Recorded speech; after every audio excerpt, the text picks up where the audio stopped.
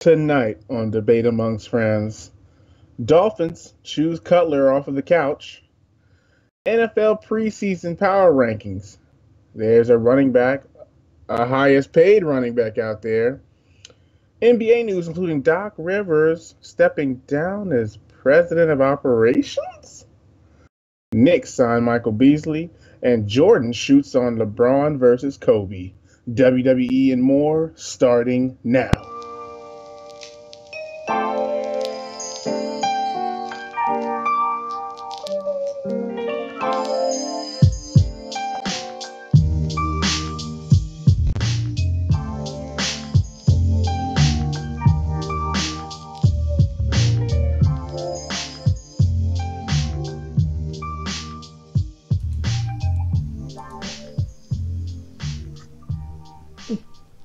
Ladies and gentlemen of the internet, welcome to Debates Among Friends, live on YouTube and on Twitch. This is the 66th episode of this sports podcast on August 9th, 2017.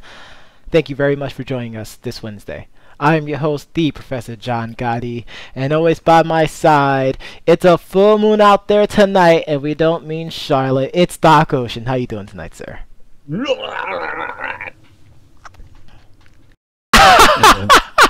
I'm doing better now. Oh my goodness! How disgusting of you. I figured I had to do it. I had to do it because the people demanded. They demanded that we do something like that because it's a thing. It's a thing that happens, sir. Oh, that's so terrible. Ugh, skeevies. Oh Skeevies. gosh. But sir, we got ourselves a stacked show tonight. As always. I'm ready whenever you are, sir. Let's do it, Bobby. Let's start it up. Jay Cutler, as you so eloquently stated, decided to hang up his headset to go back to playing the game of football and joining the Miami Dolphins. What was your reaction to this? I mean, did he really ever pick up the headset? Like, I feel like he didn't even let them take the headset out of the packaging. Like, he didn't get a chance to. Come on. I was gonna say he didn't even know what the headset feels like. Not on game day and not up in the booth. Yeah, like, it's disrespectful to all of the announcing business. No Somewhere, doubt. John Madden's like, boom, get him out of here. He's gone. But anyway, so I had an interesting discussion with one of our wrestling correspondents, Jay Rich, who said that this was a better move. Cutler, and he did use the greater than symbol from math class, second or third grade, whatever grade that was. The arithmetic symbol? Greater than cap in Miami's offense. Every QB isn't for every system. His words, not mine. His words, not mine. Okay. And what was your reaction to such a statement? I said, and this is verbatim, Cutler stinks in mostly all offenses. LOL. Not just for them not signing cap, but because he hasn't been good in a good while. He needs a major playmaker on the outside to shine, and I'm not sure Miami has that. And then I got into a spat with someone who agreed with Jay Rich. He said, you are right, especially considering Cutler played for Gase, so he knows the system, so it shouldn't be too much of a learning curve. But my thing is, sir, Tannehill is a former wide receiver turned quarterback, which means he's a scrambler. He can get out of the pocket. He can move. The Dolphins just lost their starting left tackle. Yes, they did. So Jay Cutler's going to be running for his life out there. I feel like he's been running for his life most of his career. Except for when he was in Denver. I didn't think he ran for his life in Denver. I thought he should have just chilled out. In Denver, they usually have a pretty good offensive line, but you lose your starting offensive tackle. Yep. Your wide receivers are okay. Nobody's at the level of Brandon Marshall's, You No. know, and I said Brandon Marshalls I because see it what you does. did there. It depends on which Brandon Marshall you get, but also shout out to Marshalls. But he, his people were saying, well, no, I think I said actually, well, Cutler's never made the playoffs. And then basically I was reportedly saying, playoffs, don't talk about playoffs. Of course, the Dober spiel. Right. Well, it's like, well, See, as soon as they start off with, yeah, you usually know it's going to be a really bad argument. oh, well, um, Brandon Marshall didn't make the playoffs either. And it's like, but that has had nothing to do with it. So are we talking about playoffs? So then there was a report, right, on Saturday, Bleacher Report released, not Doc Ocean, not Professor John Gotti, Bleacher Report. Shout out to Bleacher Report, though. Shout out to Beach Report. Always holding it down. That said the Dolphins even considered Kaepernick and Tim Tebow. I don't know how true that is. Jay Rich jumped on me. He said, you mad they signed Cutler and you brought up Tebow? Stop it, bro. I did not bring up Tebow. No. Bleacher Report did. Okay, That's so what's the big what's the big hang up about them talking about they consider Tebow for this QB position? Like what's the real hang up about it? I mean, I would have been mad if they signed Tebow over Cap because Tebow can't throw. I mean, that would have been the main thing for me, at least. Yep. But it goes back to who's going to put you in the best position to win and get to the playoffs. Cutler's never been to the playoffs. You bring Tebow in, hey, Tebow's won a national championship. Tebow's been to the playoffs. I would have respected them getting Tebow. Cutler ain't been to no playoffs. He probably averaged 14 interceptions a year. He no good, man. He no bueno. He no good. He no quarterback long time out here. He no quarterback long time. Wait, Helen, can you use that phrase? I know it's still early on in the game in the podcast, but okay. She said you're okay with it. He's no quarterback long time. He's no good. Gosh. But the last point about that, though, Last point. We switched over to me saying that he's never made the playoffs. And I said, hey, Cap's been to the playoffs as well as went to the Super Bowl.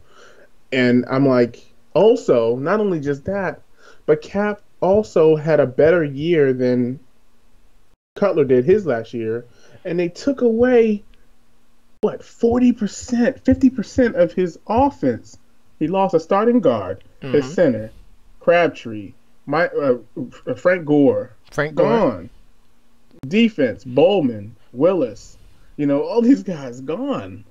You mean tell me this guy's supposed to perform well, and half the team that went to the Super Bowl gone. At least the people that matter. Cutler's been stinky no matter who's around him.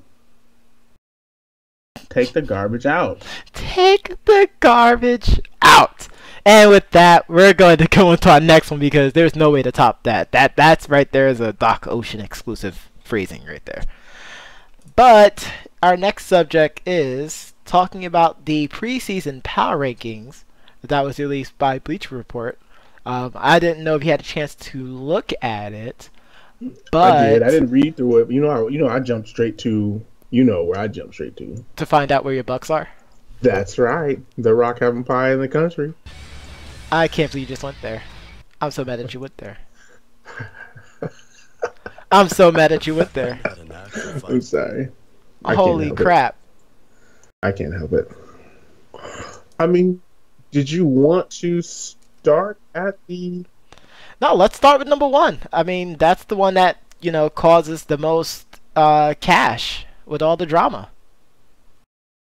Absolutely. Which is the Patriots. Are they right in what they said there? Is there an argument against that? What I will say is, let me pause this video that I told you would come up here. As I'm speaking, or as you're speaking, I knew this video would come up. But I'm gonna be honest with you. Them signing Brandon Cooks, getting Dwayne Allen, Stephon Gilmore. That's number one right there, man. Brandon Cooks alone, and he's like, oh, Tom Brady never had a. Somebody else mentioned that this week. Tom Brady never had a number one receiver. Oh, that was Mel P. That was Mel P who said that. Somebody else mentioned it this week, and I was like, bro, stop it. They're all the same. It doesn't matter. You can't tell me Julian Edelman and freaking Wes Welker aren't the same player. Like, it's the same guy. They just, they're just switching uniforms over and over and over. They lose weight, they change the name. It's the same person over and over and over. The same quick little route runners. Julian Edelman, Wes Welker, now you bring in Brandon Cooks. It's the same. I think Brandon Cooks is going to be super explosive. It's going to be ridiculous. I don't even know what to say. But I don't even know what's going to happen with that. I don't even know. I can't even be honest with you. I don't even know. I am surprised by number 2. Yes, the New York Football Giants. The offensive line stinks. I'm so surprised. Offensive line is probably one of the most glaring points. Yes, throughout the whole argument. So I do agree that their defensive side of the ball definitely can make a lot of noise. That's what I said. They can make a lot of noise. I didn't say they're like top 3. And Odell Beckham Jr. and Brandon Marshall, obviously, it's going to be good, but well, I mean, that offensive line, though. It's the offensive line that's really, is going to hurt them, and they really haven't done anything to strengthen it. They haven't done anything to make it better. I'm not gonna lie, I'm pretty shocked at number 3 too. Uh-oh. That would be America's real team. The Pittsburgh Steelers. The Pittsburgh Steelers. I'm pretty sure, there's a lot of people probably gonna be mad if they play this over, but I like their 2016 rankings for both these teams. The New York Football Giants and the Steelers, 6 and 7, respectively, of course. But they didn't really. I mean, you sure they drafted J.J. Watt's brother? Sure, Bud Dupree is gonna get better. Yeah, but just because they sign a relative of a great, player, doesn't mean they're going to get, an emulated success, the same kind of success. I mean,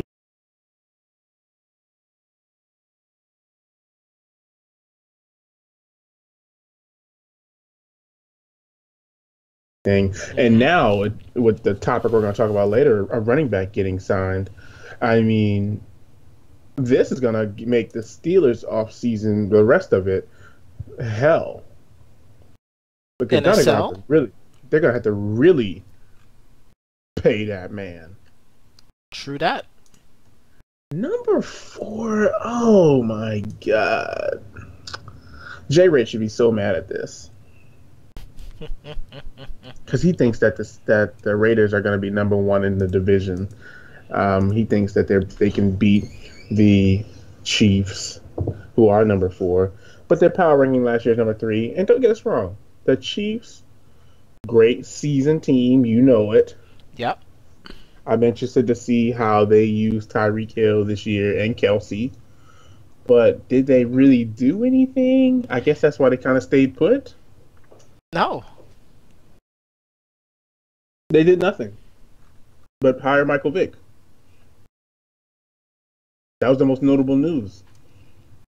I mean, when you say it like that, that sounds really, really bad, sir. I mean, I'm sorry, but that's all they did. Can they go to the Super Bowl? Can they beat the Patriots? I mean, no. The team is still consistent throughout the regular season, so they can give themselves a pretty solid seed when it comes to the playoffs. Mm-hmm. It's just in the postseason, they've been hit or miss, and it's been like that for the past couple of years. I can agree with that. I mean, have they improved a little bit on the offensive side of the ball? I mean, I guess. I mean, there really isn't any like wide receivers that can like break open. I like Tyreek Hill. I mean, but that's it. But they're still playing that time management style of offense. At West Coast, that it's kind of like The triangle. Well, I don't even know if that's even West Coast because, like, at least West Coast, they're trying to get touchdowns.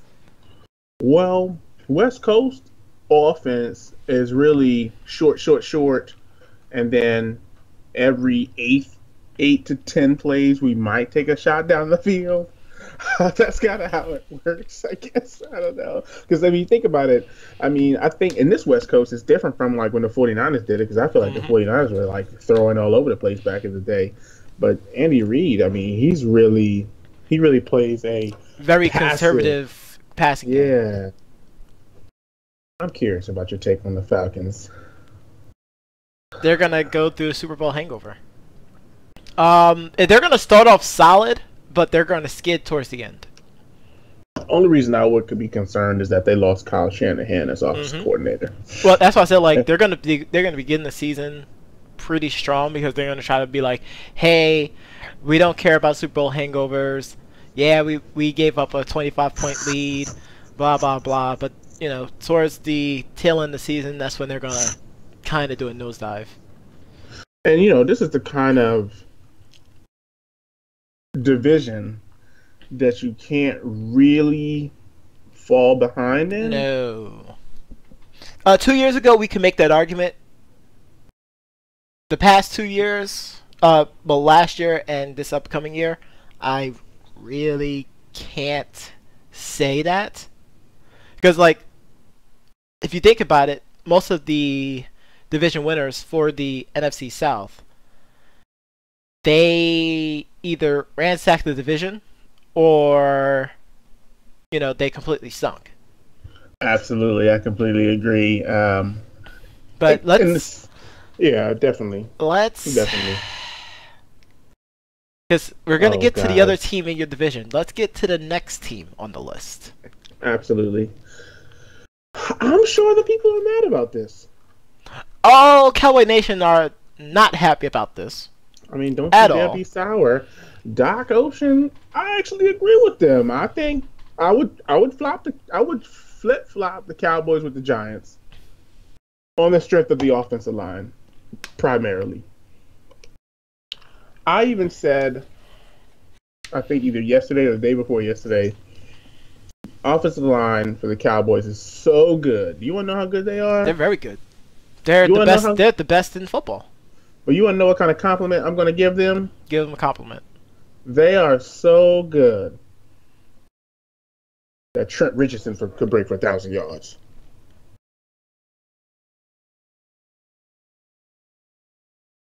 Ladies and gentlemen, thank you very much for joining tonight. Trent Richardson could run for 1,000 yards behind the Cowboys' offensive line. Dang.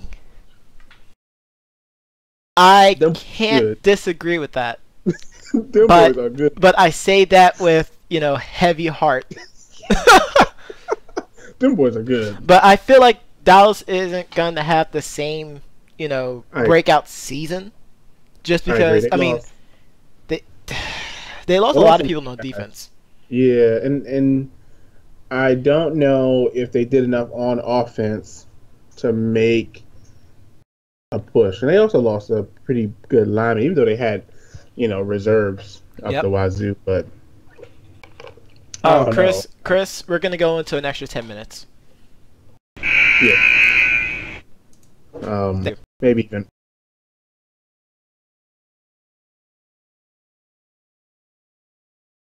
(13-3), maybe 10-6, you know, 11-5, somewhere in there. They're going to be one of the better teams in the NFC. Oh, absolutely. But I would be surprised and shocked. Like, Dak would have to go on a complete meltdown for them to go less than 8-8. Jason Garrett's gone if they go 8-8. No, he's not. He's got to be. No, he's not. Okay. No, he's not. Okay. You're giving him the Doc Rivers treatment. I get it. No, he's getting the BFFs with Jerry Jones treatment. Jerry Jones gonna have to make a choice. You want success, or which in turn, congrats to Jerry Jones for making the NFL Hall of Fame. Oh God, plus. So the next team, Jay Richards on the Oakland Raiders, who I would possibly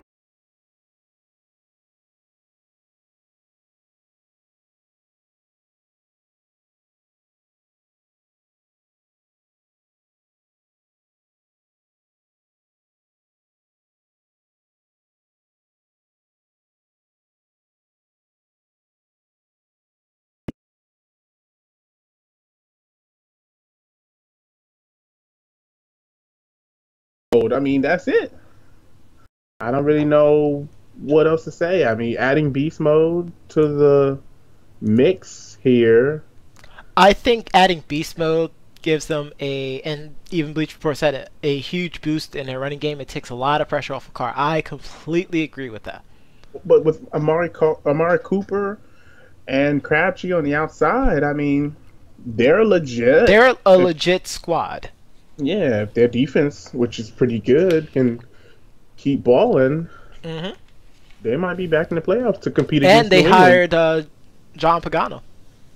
They did. In which, if they do go ahead and make it to the playoffs, maybe they get that rematch against the Patriots in the snow to redo the Tuck rule. I feel like if that happens, the Raiders are going to blow out the Patriots. I'm giving you a Gotti read. Next, we have the Seattle Seahawks, who they brought in Eddie Lacy. I like the fact that they brought in Eddie Lacy, who's really trying to turn around his career before he becomes Trent Richardson. Like he probably can actually hit the holes. He hit the hole. He hit the holes really hard too. He can hit the holes. I'll give it to him. But I mean, like they're not big creases, in the trenches, but he definitely instill his will. But I'm curious to see how he's going to run in this offense. Where in Green Bay they ran a zone offense, so it's kind of like one cut. This is straightforward. We're going to pound the ball. Let me see what you got. Well, they're definitely going to try to have him be the next beast mode. I mean, no one's going to be beast mode, but what I'm trying to say is they want him to be that beast mode-esque type of runner for them. And he can be. Because, that causes the defense to, put 6, 7, even 8 in the box. That opens up the passing game a lot more. Absolutely. I'm going to be honest with you. This next one I am baffled by. I don't know. Bleacher Report must have been on that good California ooh-wee when they were going over this. Because... What, you don't like that? You don't like that? You like that? They lost Deshaun Jackson. Yes, they did. They lost Pierre Garçon. Yes, they did. They lost Chris Baker. Yep. Kirk Cousins hasn't gotten paid. Nope. They got Terrell Pryor. I don't know. They said he's an upgrade here. I don't know who he's upgrading. I guess he's upgrading Pierre Garçon because I don't think even remotely close. No. Terrell Pryor can hold a candlestick to Deshaun Jackson. No.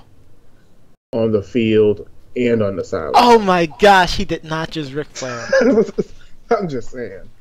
So I'm pretty surprised that they gave them a number 9.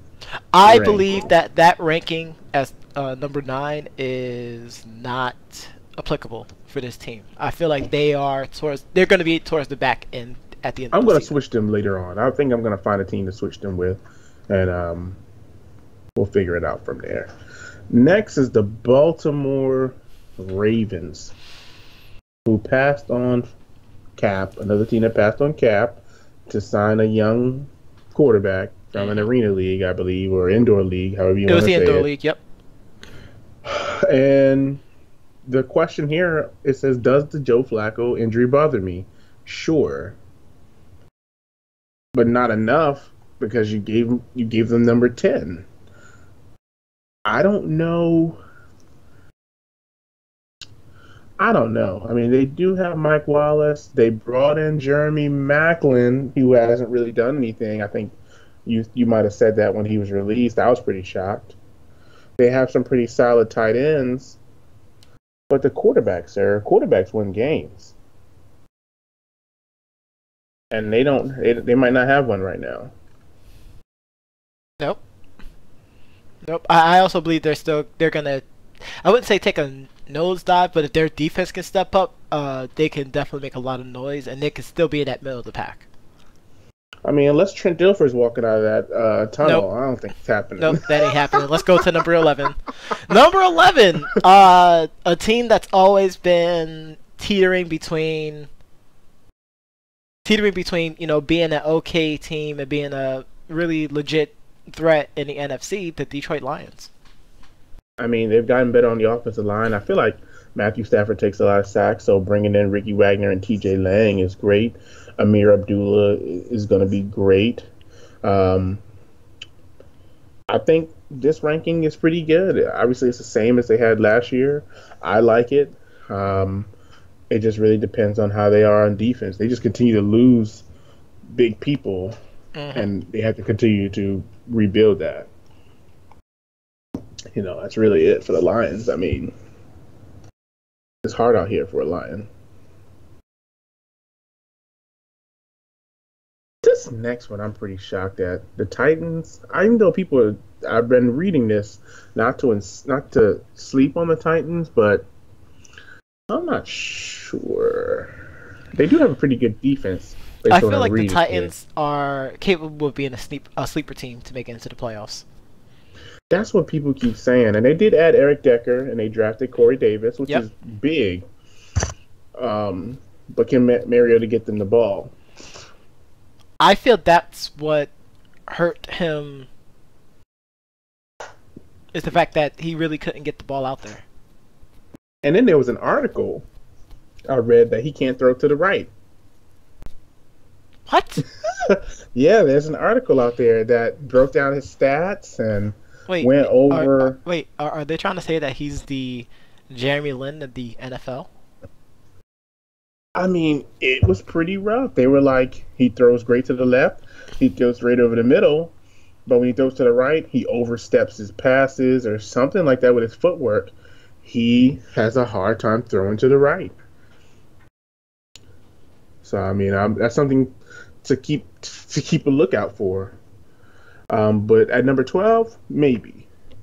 Um, of course, the next one we talked about already. I don't know how they can have this team ranked so high, losing their starting quarterback, their starting tackle. I'm so mad at this ranking that I hate it. I feel like they believe that AJ Ajayi is going to carry them to a really good season. They have an above They average have to offensive now. line. They have They to have no now. choice. They have no choice. But I don't think they did enough to make that necessary push. They Yeah. did bring in Lawrence Timmons, who's always been a great linebacker, but without Tannehill, if you're relying on Jay Cutler to make the playoffs, Playoffs. Playoffs. I, Woo! That ain't happening. I, I don't know. Next, which I'm sure some people in the world are about, the Green Bay Packers. Cheeseheads all over the world are just throwing their hats at the TV, the radio, the billboards. They're just throwing those cheeseheads everywhere.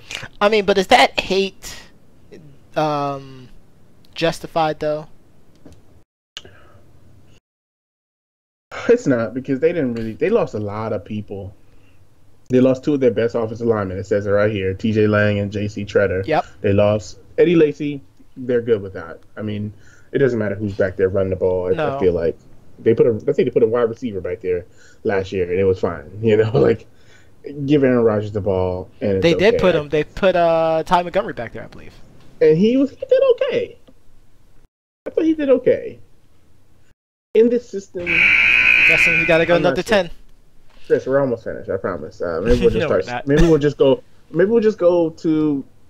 We'll see. We'll see what happens. I'm gonna try to speed it up. They did sign Martellus Bennett. This who is the pretty Doctor good. Show, ladies and gentlemen. Brought to you Oh, by my brought to you by Stella. Twice. But the Packers, I'm not sure. 14 might be good for them right now to see. And I'm how okay their with that. offensive Like line is. if they would put them top 10, then I can understand the hate. But they have them 14. I'm okay with that. The Denver Broncos at 15. I don't know.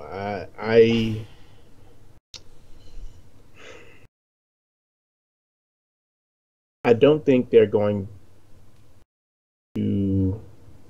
I think they're going to sneak into the playoffs if they do get back in. If they stick into the playoffs, it's going to be because of their defense. It's legitimately because of their defense. Their offense have way too many question marks. And even that's like up in the air. The Houston Texans, I'm surprised. I actually would probably flip flop. If we're going back, I would probably flip flop Number the 9. Houston Texans with the. If we were going to talk about flip flopping, I would probably put the Houston Texans up there at number 9. If we're talking about anything, but you don't flip them because we don't know how their quarterback situation is going to happen. Yes, and that's the major theme. Actually. Yes, They play tonight. But that's the major theme, though. Like, it's usually we don't know who's going to be back there under center. Yeah, I mean, they play tonight. We're going to see, hey, can the college football champion win the starting job? Basically, Yep. That's Sean it. Watson. Can he do it? I think they're going to let him start anyway. No, I don't know. Their starting receiver said he shouldn't be starting, which is pretty rough. It was pretty rough. Your starting wide receiver come out and publicly say, "Nah, he got to be number 2." I mean, That's pink and black chunks right there, man. But number 17. The Vikings, which they did sign. They get Latavius Murray and Dalvin Cook. They drafted Cook, Yep. which is great. Sam Bradford's still back there. I hate the fact that Teddy B isn't back yet. I was pretty looking forward to it, but I wonder if they'll trade him when he gets healthy, or does he? Sam Bradford That would be crazy though. Like he ended up getting traded and like he would be the perfect fit in Houston. he would be the perfect fit in Houston. He would be perfect in Houston. But they did add some offensive linemen. If Sam Bradford can stay healthy and get the ball out to his weapons, they got some good weapons. I mean, if he get the ball out, I think they could be a 9-7 team, maybe. Yep. And for the moment we've all been waiting. Yes, for. Okay, I'll introduce it. Please. Because it's unbelievable. All the way from Tampa Bay, it is the Buccaneers. Speak softly and carry a big stick. That's what they're going to see on Hard Knocks. Helen can't be mad at that because, I mean, that's the slogan. No, she can't get mad at it. She's over here just piping mad. But just they're number 18, though. I have the Bucks making the playoffs in the NFC. Absolutely. I feel like they have a lot of firepower to help them out. This is what I'll say. And I'm just read the first. And that's just on the offensive side of the ball. I didn't even talk about defense. And that's where I'm like, let me tell you guys something. Let me tell you something, brother. So you add Deshaun Jackson, O.J. Howard, which was a steal of the draft. You still got Cameron, make the Bucks great again. You still have 5 running backs on the roster who I feel like if you rotate them, we're probably not going to have a 1,000-yard runner. We might have a 400, a 500, a 200, Which is this fine. Guy's going to be in. It's just fine. I'm good with that. Because it definitely takes a lot of heat off of your quarterback. Jameis. Unless Doug comes out and just starts running people over, a la his rookie year, it's not going to happen. But defensively... Thank you again for helping me win my fantasy that year, too. Absolutely. Shout out to Professor's Fantasy League. That was great. But honestly, I think the biggest sleeper here is adding Chris Baker. I think this is very underrated. Chris Baker, I thought, was probably one of the better defensive tackles in the league who wasn't a prime starter, like a great number 2. So you throw Chris Baker in there with Gerald McCoy, I think automatically Gerald McCoy sees less double teams. And if he does get a double team, Chris Baker up the middle reminds me of having Warren Sapp and Booger McFarland. We are building back to that stellar defense, and I think this is the year. I think we go 10-6. I mean, do you also feel like they're still going to make a lot of noise with Jaquez Smith coming back healthy as well too? I think with the rotation with Smith, with some of the other defensive ends, I think It's going to be interesting when they get that rotation going, that 7 to 8 man rotation. So people are getting in there fresh. We're probably going to blitz a little bit more. I expect, uh, Mike Smith to go a little bit more aggressive. Especially with we don't have that young secondary anymore, so it's going to be interesting. But I think Bucks, Saints, Falcons, or Bucks, Falcons, Panthers, because I look forward to getting to the Panthers. I think the Panthers should be higher on the list too, but we'll get there. I think they're ranking these NFC South teams too low, and I hate the disrespect. Well, let's go to number 19. The San Diego no more LA Chargers. I don't even know who's on this team anymore. I'm gonna be honest with you. Usually, you keep up with people, but I mean, they still got their good core of receivers: Keenan Allen, Travis Benjamin, Inman, and AG. They still have that. It's just they've all been injured off and on. Yeah. Antonio Gates is not the Antonio Gates of his youth. Yesteryear, yeah. And the same can be said about Phillip Rivers. True. I just don't even know, Which is crazy because the Chargers could have drafted Deshaun Watson. I do see that, but chickened out at the last minute. Great job, Bleacher Report. I would actually probably push them definitely below the Panthers, definitely below the Saints. Yeah, I would push that back, but let's go to the Panthers, because the Panthers, I feel like, are getting disrespected as well. Yes, the team with our favorite meme under center. Oh, sad face, happy face, towel cam. Yes. That towel's a real MVP. Honestly, with just the drafting of Christian McCaffrey, I think makes them a little better. Their defense has always been good. They bring back Julius Peppers, who still showed in Green Bay that he still has a little bit in the tank. But they bring in Matt Khalil, who's okay. Not the best left tackle, but he's okay. But honestly, the offensive line was the problem. Yes. With Carolina. But when you have a running quarterback like Cam, who's ginormous, I mean, I think they're going to be okay. But you feel like they became too dependent on his legs, though, and that's what hurt him? Well, he was getting beat up out there. You remember? He was. Last year. I think around this time, I think the first couple of weeks of the season. It was the first couple of weeks. He took a shot, and he looked at the referee, and the referee was like, "You're too young to get that call." You remember that? That was very controversial, and I wish the NFL did like what the MLB just got finished doing and suspended that ref for saying that. Come on now. But I think they're going to be a little better. Like I said, this is going to be some great football. I can't wait to watch it. Same here. And the same with the Saints. Clearly, they took Adrian Peterson, so that automatically should make them a little better. But they're ranked 21. They're ranked 21. I feel like they're about where they're going to be at. I don't know, because they drafted Adrian Peterson and they signed Adrian Peterson and they drafted Alvin Kamara. Wait, hold on. That's what I was gonna say. Hey, Chris. One more 10. Yeah. I'm sorry.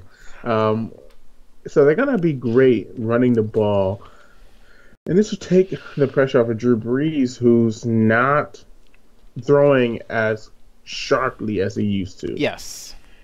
So I don't know. I mean, I find it hard to believe that they're giving the Saints 21, the Chargers 19, and even the Vikings and what was that other team? The Dolphins. Mm-hmm. It's hard. Well, I feel like if we do it based off of today, I feel like the Saints are above them. Absolutely, but I mean, we're gonna see. I mean, nothing's really changed too much. But we're definitely going to see this next team. I think they deserve to be exactly where they are. I'm sorry, and that's the Arizona Cardinals. Um, with one of my least favorite quarterbacks of all time, Yes. Carson Palmer. They also lost Calais Campbell, who was a big vocal leader in their defense. I'm not sure if he ever got a chance, but on Amazon Video, there's a show called All In. And last year it was the Cardinals. This year it was the Rams. And on the Cardinals one, Calais Campbell was one of their biggest vocal leaders. Like every game, we got to step it up. We got to do this, that. Big leader. And losing somebody like him is pretty big. But they did draft some guys, and we'll see how that goes. I don't know. Bruce Arians being sick, and obviously they're still waiting on Robert Nkemdiche. Nkemdiche, yeah. He has to continue to play better. They drafted Buda Baker and Hassan Reddick, so it's going to be interesting to see what happens there. The next team, I think they deserve to be where they are too, until Alshon Jeffrey proves to be a number one. And if they can play, Torrey Smith and Alshon Jeffrey can play together. But I like the fact that they signed LeGarrette Blount to get back to a physical style of Eagles play. I completely agree with that. I feel like LeGarrette Blount isn't valued as high as he was. Like, I feel like he definitely helped the Patriots win.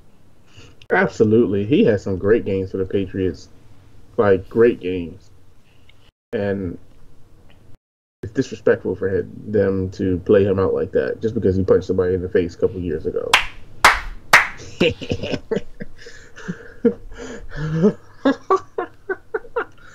Hey, despite that, you drafted him. No, we didn't draft him, actually. No, he got undrafted. He went undrafted. He did go undrafted. So yeah, he got signed by the Titans first, and then they let him go, and then we picked him up, and he played great for us. I can't lie, but everybody at that time was controversial. We even had Aqib Talib. We had Michael Bennett. Like, we had all the controversial people that you see now that are playing great. We had them all. So that's just the way things work. The Cincinnati Bengals, I don't know. They're also one of those teams that I don't even know who plays there anymore, except for Andy Dalton. They did draft Joe Mixon. The Bengals are just like they're just always there, Marvin Lewis is definitely on Jeff Fisher watch. Yes, he is definitely on Jeff Fisher watch. He benefits from getting the Jeff Fisher treatment because he should have been fired a few years ago. At least 5 years ago. Yes, at least 5 years ago. Come on. But I mean, he's still kicking. He is. And more power to him too, because I'm happy the fact that he's able to keep his job. But this team has made no stride to get any better.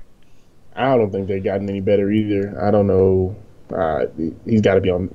His seat has to be so hot. It's like Braun Strowman couldn't throw it. I see what you did there. I'm sorry.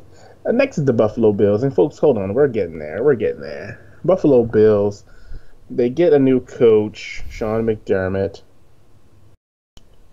They didn't really do anything but restructure their quarterback Tyrod Taylor's contract. That was like the biggest thing that happened this offseason for them. Mm-hmm. Which, was kind of weird. But Tyrod Taylor, that's it. I mean, McDermott's got a... But the thing about McDermott that's good is that he came from working with Cam. Yep. So it's going to be... We're going to see Tyrod Taylor, who's smaller than Cam, play the game at a faster pace than Cam could.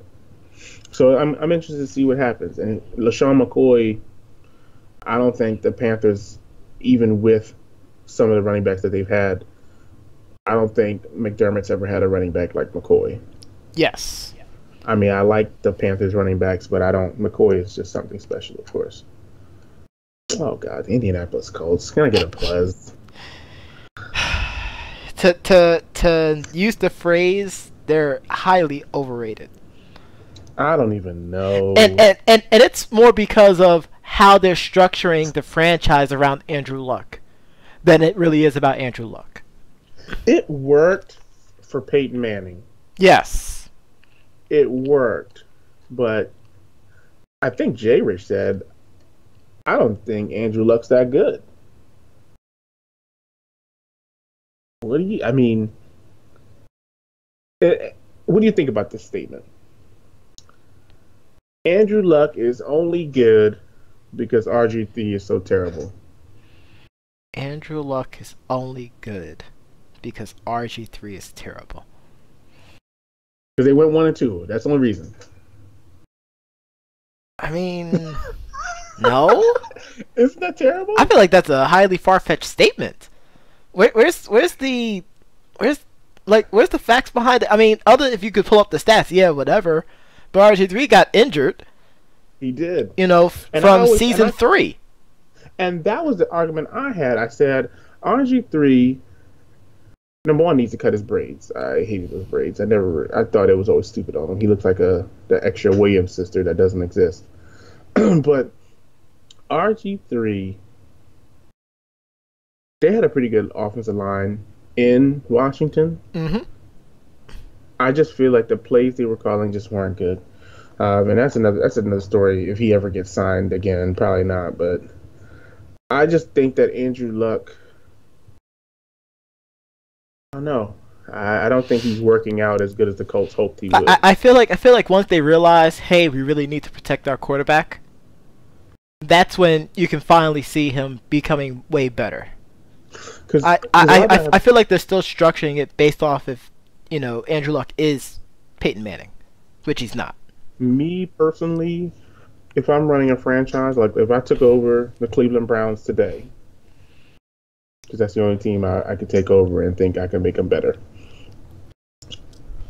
My first thing is to make sure the offensive line is good. That's it. Mm-hmm. Before we bring just no quarterback, no offensive line, no really good quarterback. Nope.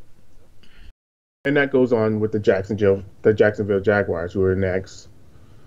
Their offensive line has to get prepared to run the ball 90 times a game, according to their coach. Do you think the Jaguars will get any better? No. I mean, they did get Fournette in the draft. I mean, he's a great running back, but that's about it. If they're planning on running 90% of the time, they're not making any strides forward. I agree. Well, it's as simple as that. There's nothing else we can say there. But let's quick fire these final 3. Yeah. Because the 49ers, the Chicago Bears, it's 4. Actually, it's 5. It's 5 teams left. The 49ers, that just shows how much I really didn't want to talk about the other ones. But no, we have to talk about them. Kyle Shanahan, obviously, you know, they get some, you know, some people back, you know, some linebackers back, people from injury. They get a new general manager, they get a new coach. I don't know who their quarterback is, which is where I'm like, hey, you know, I don't know what to tell you. So I don't know. Their ranking seems legit. The Chicago Bears obviously made probably one of the most questionable moves by signing Mike Glennon. Yeah, to a ginormous contract and then trading all kinds of picks to draft Mitchell Trubisky. Kevin White, they still have as a threat. They lose Alshon Jeffrey. Yep. I don't think they get any better. Maybe from 29 to maybe 27, possibly. The Cleveland Browns are the Cleveland Browns. They lost the only player that performed last year. 5 minutes, Chris. Promise. They lost the only weapon that they had that actually performed last year, Terrell Pryor. Yep. They did bring in Myles Garrett and David Njoku, the tight end. They drafted Deshaun Kaiser. They did get Jabril Peppers, who's pretty good. I like Jabril Peppers. They have Greg Williams as a defensive coordinator who has his ups and downs. Depends on if he throws a bounty in there or two, I guess. Yes, shots fired. Shots fired. And then you have the team that was on All In this year, Los Angeles Rams, who have a new coach, Sean McVay, one of the youngest head coaches in the league here. You got Wade Phillips as your defensive coordinator. They did add some players like Andrew Whitworth, who's one of the better offensive linemen in the league. Robert Woods, pretty solid wide receiver. Connor Barwin, pretty solid journeyman lineman, defensive lineman. But Jared Goff, I mean, does he make the leap? Do they go from 31 to maybe 29? Possibly. We'll see. It's hard because they're also playing in, a division that's rough. Exactly. It's like, it's really hard for you to sit there and just go, hey guys, we're going to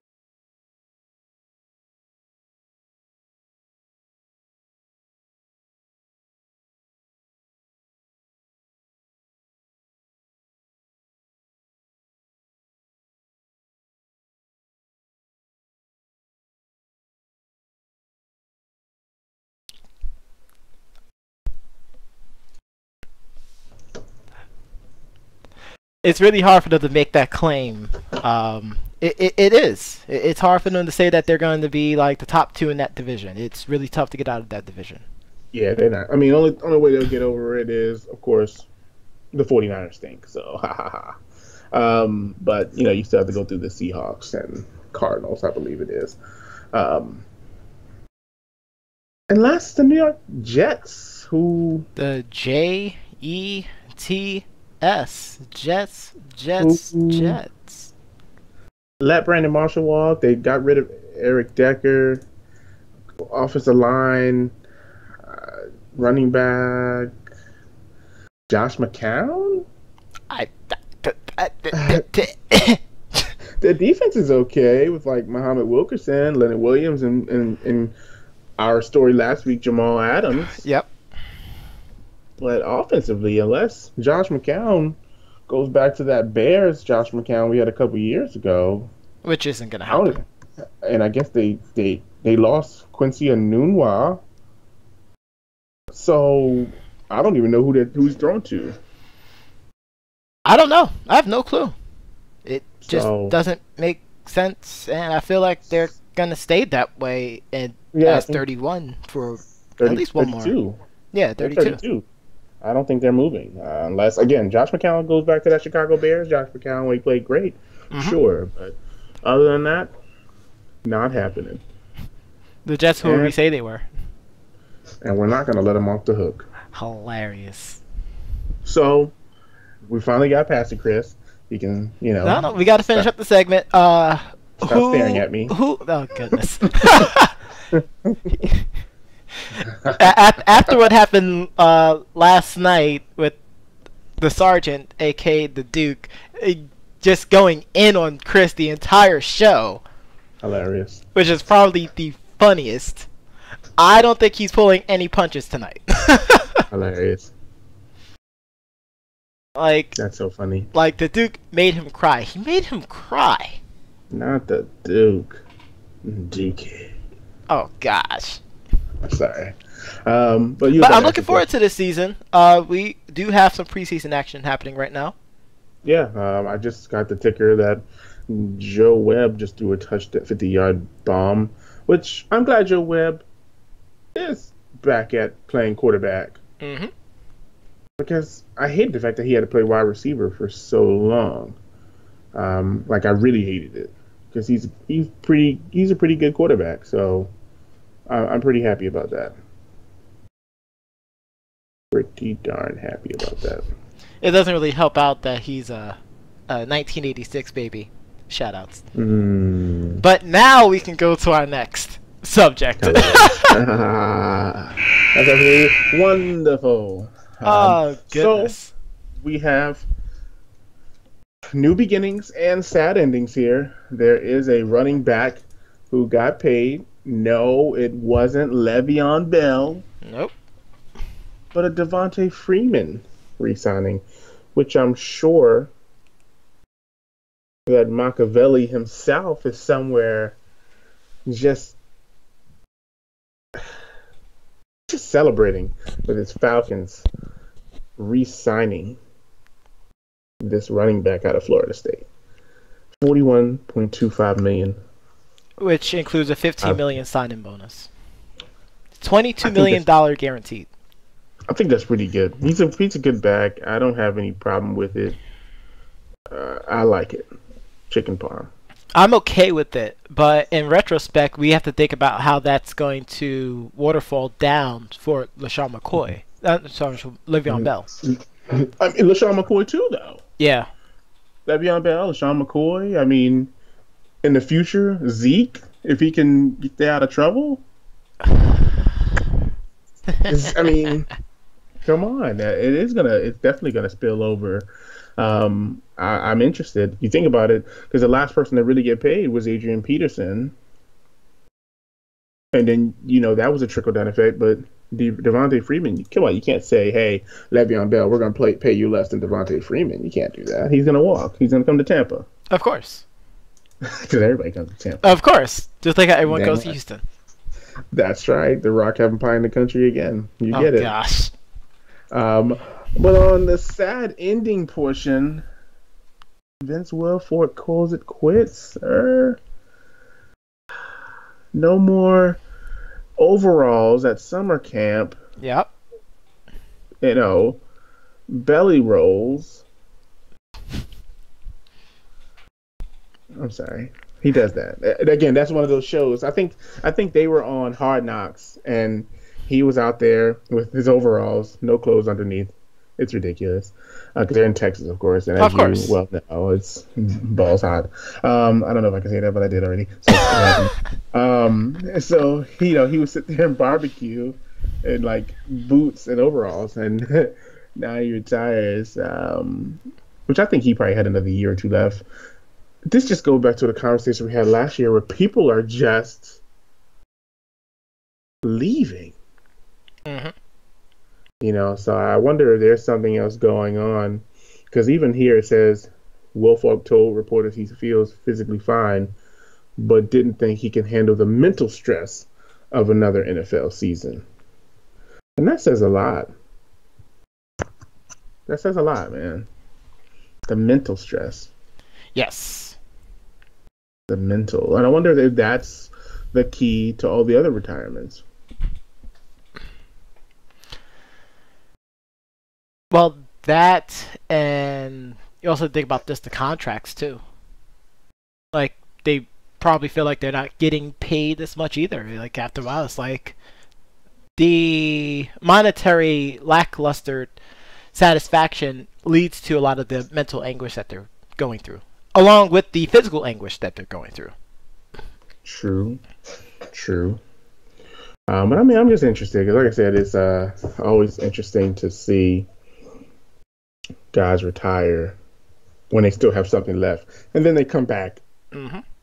I mean, I would love to see like Vince Wilfork being in like in the booth, calling the action. Like, that would be interesting.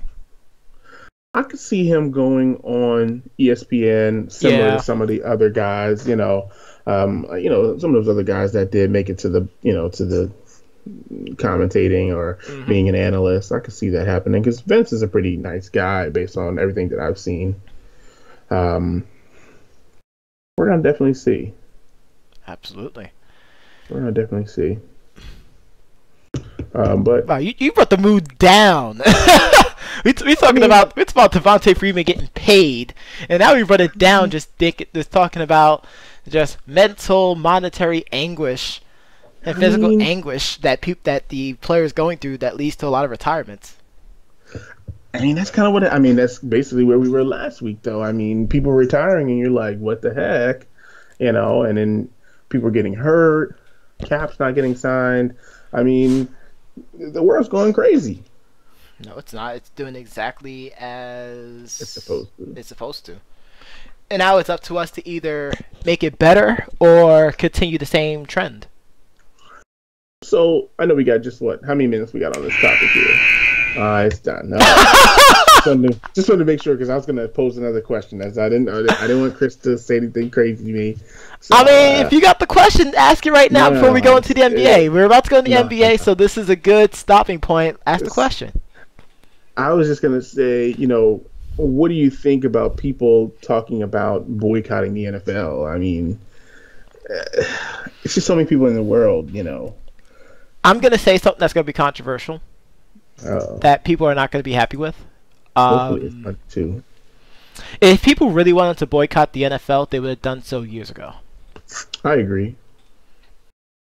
I definitely agree. I just think it's not happening. I could see people not buying merchandise. Granted, we are living in a very pro-action-ary type, quasi-PC-heavy world these days. So, maybe they'll see a pretty big drop. Maybe. But then again, last year's season took a really big drop in viewership. Compared to other years, last year was pretty low. That's because they keep making these rule changes that stink. Well, I mean, that's their own fault. Yeah, it's like really terrible. But let's move on since I said stink, because the Clippers stink, and that's a perfect segue into Doc Rivers because he's starting to get the stink Jeff face Fisher treatment. That too, but the Jeff Fisher treatment also. Yeah, let's talk about Doc Rivers. News came out this week that the Clippers decided to relieve Doc Rivers not of both of his duties, which is being in the back office as well as the head coach for the team. He'll just be the head coach for the team. And I believe we put GM, but I think that might be wrong. I don't think he's I think it's president of basketball operations, but it's basically the same thing. Yeah. I mean, yeah, he had roster control. That's basically what it is. But I think this is good for them. I hope that this is their way of moving in a different direction because they really have no choice because they basically lost some key players, of course. Really, mostly all of their key players, with the exception of DeAndre and Blake. They did bring in some people like Gallinari. They got Patrick Beverley and some other Rockets in the deal. Freaking broke my heart with Gallinari. It did. It would have been nice to see Gallinari back in New York, but they had to get rid of Carmelo somehow. So that's something we'll get to with the next topic. But Doc Rivers relieved of his president of basketball operations. I just think this has to be step one of getting him out the door, which should have happened this year. Well, I did say at the end of this year. And so far, it looked like it's definitely being on pace. It could be midway this season, but it's going to be by the end of this year. It might be pretty strong. Because you think about it, I mean, I don't know how Patrick Beverley and some of these other guys are going to gel with Blake Griffin, and but they have some pretty solid players. You get Lou Williams in the deal, you get Sam Decker, you pick up Gallinari. I mean, you're not focused on Jamal Crawford dribbling all over the place. Yep. JJ Redick streaky shooting. You don't have to focus so much on Austin Rivers doing whatever Austin Rivers does. I mean, they might get better. Oh, they could just be just as bad as. Oh no, it's something else that happened that we're going to talk about one of the later segments. Someone posted a video. You laughing at the Austin Rivers comment? I didn't think it was that funny. It's just he's doing what he does. I don't know. What is he doing though? Exactly, nothing. That's why he needs to be benched. Terrible. Yes. Austin, get on the bench. But Daddy, get on the bench. Go clean your room.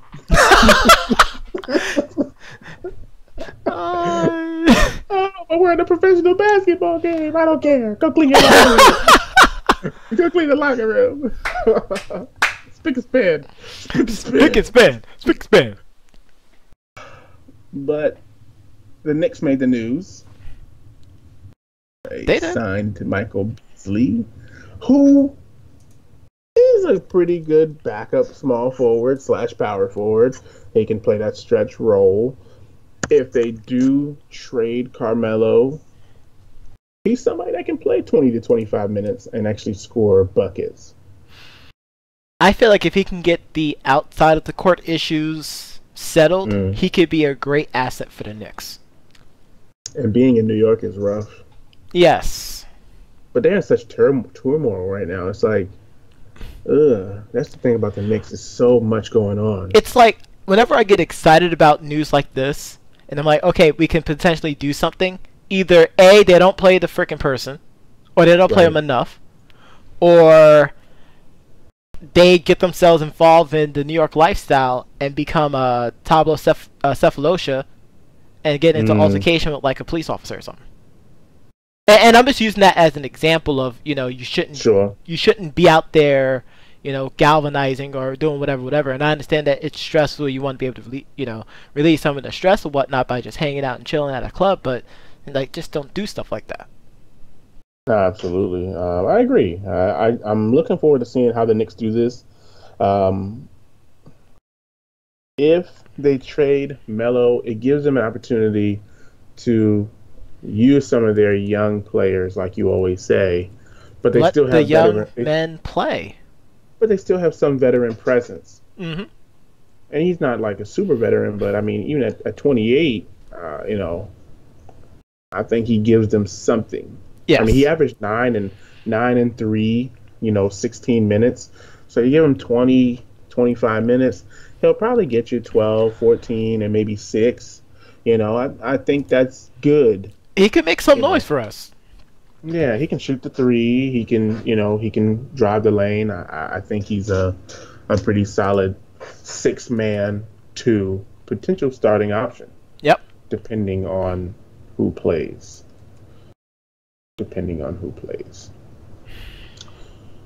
Now, on to what's being considered, in my opinion at least, the constant and continuous battle of the GOAT. And I don't mean Earl Manigault. Wow. I thought you were going to say Jim the Anvil Neidhart. No. That's a good one, though. That's a good one. But LeBron James. Kobe a king without the crown. A king without the crown. Kobe, Iverson, T-Mac.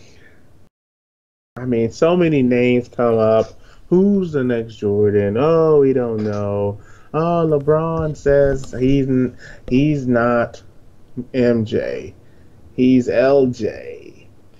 I will agree he is not MJ. And I feel once the general populace accepts that as a reality, then we can begin the, understanding that LeBron is good in his own way. Kobe is the closest thing to Michael that we have. Michael Jeffrey Jordan, absolutely. Specifically because Kobe stole all his moves. Mm-hmm. I mean, every last one, even celebrations. I'm sure you saw that video. Yes. Where they did the mirror thing, which is pretty hilarious. Like, everything. I mean, when we said Kobe was at the end of the movie and he said, Jordan, will you teach me some moves? Shaq called him a cornball and left to Miami. Yep. But Kobe was still doing the fadeaway, doing the fist pump, doing the jumping celebration. Yep. Doing the dunk, everything. And this is where people have such a high appreciation for Kobe's game. Yes, there was comparisons with it, but he embraced that role. He really did. And was like, I'm going to do everything possible to become better than MJ. Kobe can hit from any point on the floor, and that's one thing. And that's the one thing. Like, Kobe's the legit better shooter between him and Jordan. Like, if you wanted to pick someone to, legitly carry a team and help you score like 35 points a game, like, I would probably pick Kobe before Jordan. Kobe came from anywhere on that floor. Like, Man. he That's can something I literally like just about him. pull up from, Jimmer range if he really felt like it. I'm not going to say Steph range because it was Jimmer range before it was Steph range. But people forgot about that. Steph does it better now, I guess. Jimmer, I don't know what happened to Jimmer. He went to the Kings and he got lost. That's really where it started and ended for him. I hate that happened to him, and I hope that doesn't happen to McDermott either. I know he's bounced around, but that's another story. Kobe. So let's get to the actual statement. So Michael Jordan says, "Hey, I rank Kobe over LeBron because 6 is better than 3. 5 is better than 3. 5 is better than 3. Excuse me. He never got to do this. Yes. 5 is better than 3. We actually had the discussion last week about T-Mac talking about the saturation of winning rings. See, Kobe.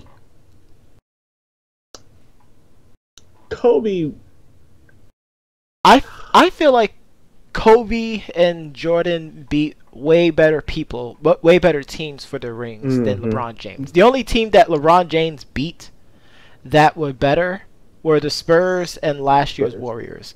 The Spurs, because of Jesus Shuttlesworth, allowed him to get that second ring. And Kyrie basically helped propel them to get that ring a year ago. They got spanked out here, though, man. But they got spanked. He got spanked every finals lost. I don't know if they're gonna sweep their way. Like, I don't think you can make that statement about anyone else in the finals. Like, he got spanked. But Kobe, you believed in the Lakers and their chances at all times.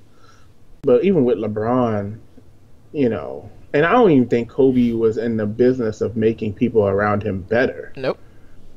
I think he was in the business of, hey, we're going to win this game. Don't you dare be sour. Well, it wasn't really that. Like, Kobe has and we'll probably have to go an extra 5 minutes. Shut up, Chris. Shut up. Shut up.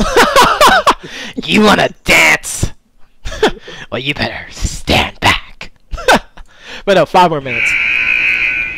Where Kobe and Jordan were excellent leaders in a NBA that, egos had to definitely be balanced.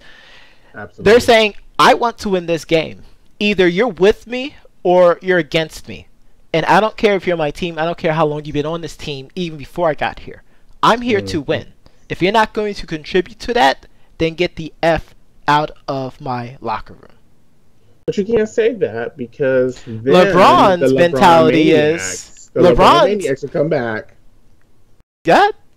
And say, well, I mean, he's going out there and getting all these veterans because he veterans that he chose to pick. Right. Unlike the Jordan, unlike the Kobe. I mean, I'm just saying he chose them because he knows that they're going to ride with him. And then where Jordan would punch someone in the face and where Kobe would screen someone's head in, LeBron would just sit there and go, well, I averaged a triple-double during the finals. I did what I had to do. And I agree. I just know that the LeBron... And this isn't us, taking shots at LeBron's legacy. We're really saying that he's one of the best of the current generation.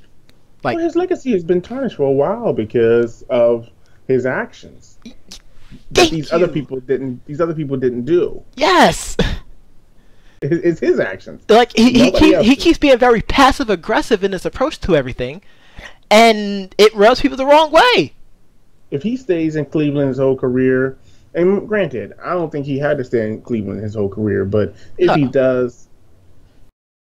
did, we probably never even talk about this. We probably would be like, hey, LeBron is great. He stayed around. We were saying that he was great. He brought Cleveland up. He was a 55+ win average season in Cleveland. I think they would have never got Kyrie, of course. Probably wouldn't have half the players. No. But had he done what he does now back then, I think Cleveland probably would have won a championship or two before. because people would have came to Cleveland to play with him. Mm-hmm. You know, where instead of, hey, let's form a team in Miami, let Dwayne Wade convince you to come to Miami. Why didn't you convince Dwayne Wade to come to Cleveland? Exactly. But no one's looking at that narrative. No one never looked at that narrative. You're the guy that they want to play with. So basically, you guys are saying you guys want to play with Dwayne Wade. Yes. I'm the captain now. I am the captain. And that's kind of how it was. Even though Dwayne Wade took less money, they should have came to Cleveland, though. Yeah. And that's all I got to say about it. So, I mean, I agree with Jordan. I think, of course, 5 is better than 3. Kobe, better offensively. The better leader, in my opinion. Just because of the drive to want to win. And really, the only thing people can consistently say is like everyone keeps talking finals. Boo freaking who? That's Big it. whoop. But you lost 5 finals though. Yeah, you averaged triple-double in the last 2. Kudos, champagne for all. I'm so happy for you. But you need to get the job done. And let me tell you this, and I'm sure Chris is about to give me the look here, but this is the other argument here that people that just come out of nowhere, and it's actually in this article that I'm looking at. But really, this isn't an argument about LeBron versus Kobe. Nope. By that logic, Robert Horry is actually better than Jordan because of how many rings he has. Well, and that's the problem too, because I believe that's what Max Kellerman said on First Take, and I'm like, you're an idiot. That's stupid. Because then he said Bill Russell, who's one of my favorite players of all time, you know, is the best of all time because he has 11 rings. And I'm just like, why are you grasping at straws? We're talking in context of Kobe versus LeBron, based off of who is regarded as the best player of all time, of his opinion. Why are you talking about Robert Horry? Why are you talking about Bill Russell? We're talking about Kobe versus LeBron. Because Jordan used the ring logic, now everyone wants to jump on and just, you know, oh, well, what about this person? What about this person? What about this person? No, that's stupid. But he's talking about separating them. He knows that they're both great offensively. They're both great defensively. But if he's talking about separating them,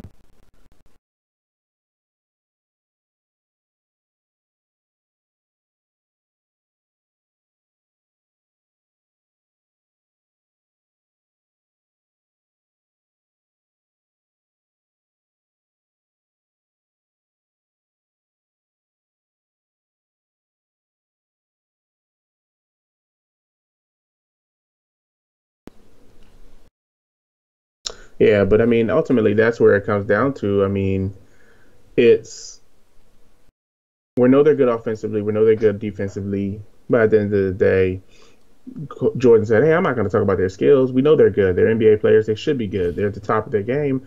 But if I'm going to go with it, who can get it done? And it was Kobe. Yes. And that's all I got to say about that. That's all I got to say either. I just get tired of people being so passive-aggressive in their arguments. Like, just talk about the facts between the two players. Just leave it at that. The facts of life. The facts of life. But going from, you know, the PC universe of the NBA, now let's talk some wrestling.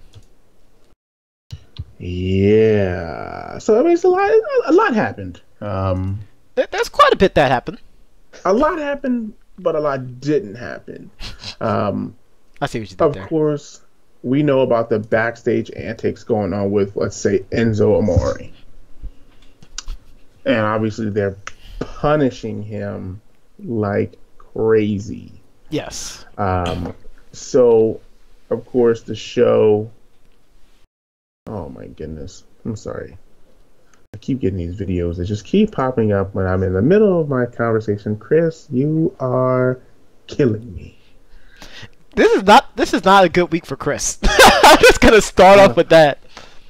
I am going to code break you so bad when this show But the Enzo Amore issue... It is rough. It's rough. It's getting rough. I don't know how much longer he's going to be able to stick around. How much longer do you think? I mean, he got kicked off the bus. You know, obviously, you know, he's not happy with the split. When they do the Black Tuesday to get rid of people in the WWE, he's on that list. He might actually be on top of the list. In fact, he might actually be the list. Does he get put to the Brutus the Barber Beefcake glass? No, he gets the Spirit Squad treatment, and basically, instead of getting shipped back to OVW, which is now, in all concessions NXT, he just gets kicked out of the building, never to return. He'll probably be very successful outside, though. Some other company will probably scoop him up and make him a manager, most likely. That's his biggest strength. Yeah. He really hasn't done anything. He really doesn't have a deep move pool. Then again, most of the newer wrestlers don't have deep move pools. I went there. And I mean, this didn't help Cass, and I don't know if maybe it was just too premature, the whole thing. The split, I mean. They could have went. I feel like people stopped caring because they never won the tag team titles. It's true. They were very close. That's exactly how I feel. But remember, it was kind of weird because remember they kind of just threw Cass in that #1 contender title match, or I think it was when the vacant title match out of nowhere, Big Cass just gets thrown in this match, and I don't know if they took the